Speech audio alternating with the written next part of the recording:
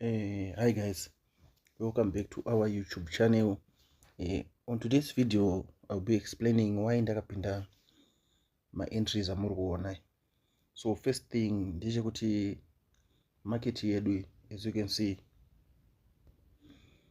iri kufamba in a downtrend anditi ichiita zvairi kuita.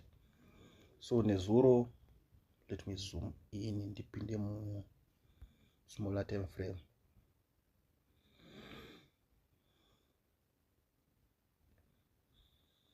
So nezuro market yakatigadzirira this flag pattern ndobva yabreak abva ita retest anditi ndakapinda masell entry panapa, then target yangu yange itori yekuzasi zasi, but market paikafamba manje yakaita sei yakazoretrace ne this move. Saka ndakakurumidza kuvhara pakagadzirwa double bottom. Ndavhara market yangu yakauya paretest ye this order block iri apa. Yaretesta kudaro ndakapinda rimwe sell ndakazokasika zvangu kuvhara, but my entries anhasi manje, right? Market structure yedu inotidzidzisa kuti pane flag, and flag is a continuation pattern, which means to continue ne trend. Number one. Number two, takarwa retest, and takarwa retest market day yobva yadzoka musupport zone medu paarea panapa, anditika right. Tiri papo market yatanga kugadzira this structure ishi yobva yazobreaka anditi, but isati yabreaka tikadrowa tinoona kuti pane a pattern iripo, tikadrowa support netrend iri toona pattern iripo anditika right. Pattern iyi yakafanana pennant, which means kuti continuation pattern anditika right. Saka intanopinda matrades angu panapa paarea iyi, but pandambopinda manje ndakasika kupinda, ndafungidzira pamwe chichaita sei chichabreaka faster, ndapindira up paleg iri, ndapindira up ndichigara chichaita sei chichabreaka, but hachina kubreaka nekuti tine this order block riripo apa iri nomuriona ndoranga richiita sei richirespectwa nguva dzese. Saka ndatomboita loss hombe iyi yamuri kuona pascreen, ndo loss ndaita sei yandamboita nekuti chasela chabhaya chikasvika apa, ndaramba ndakahodha, ndatombopodza ndaita sei ndablowa, anoona, but ndachitrasta setup rangu zvisinei chazova chikaita sei chikabreakira kuzasi. Why nani tichiti chichabreakira kuzasi?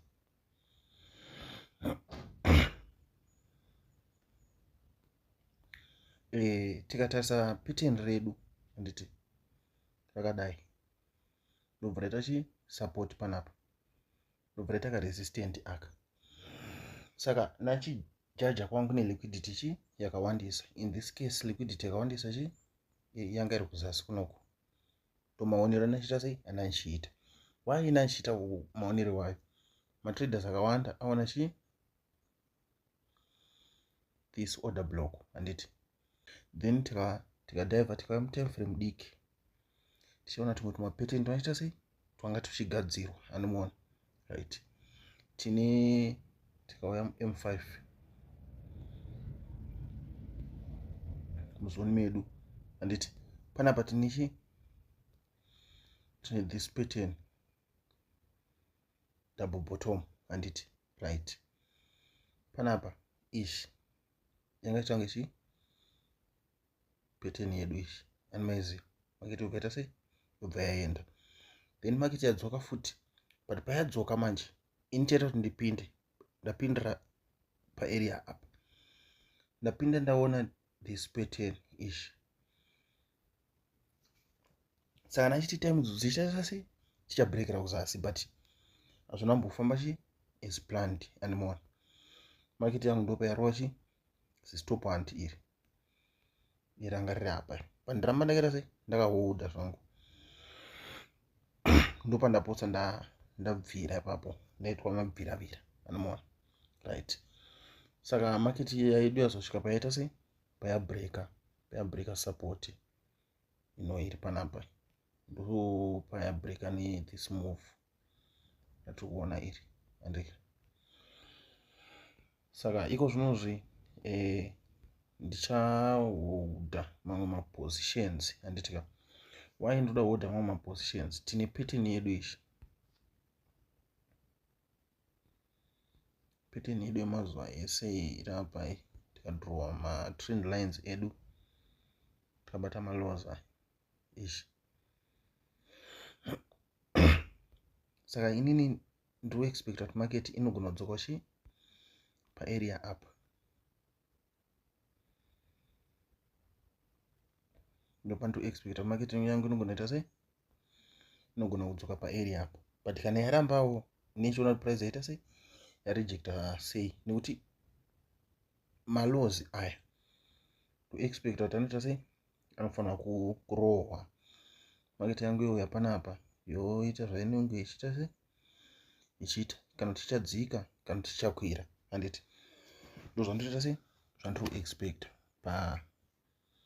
pasetup rangu iri. Saka ndichahodha mapositions angu aya. So kana wanga usati waitawo subscribe, dzvanya subscribe, nekuti ndichiuya netuma videos pese pandapinda chi trade ichiexplaina why ndapinda, zvandaona handiti. Ndasangane panext video.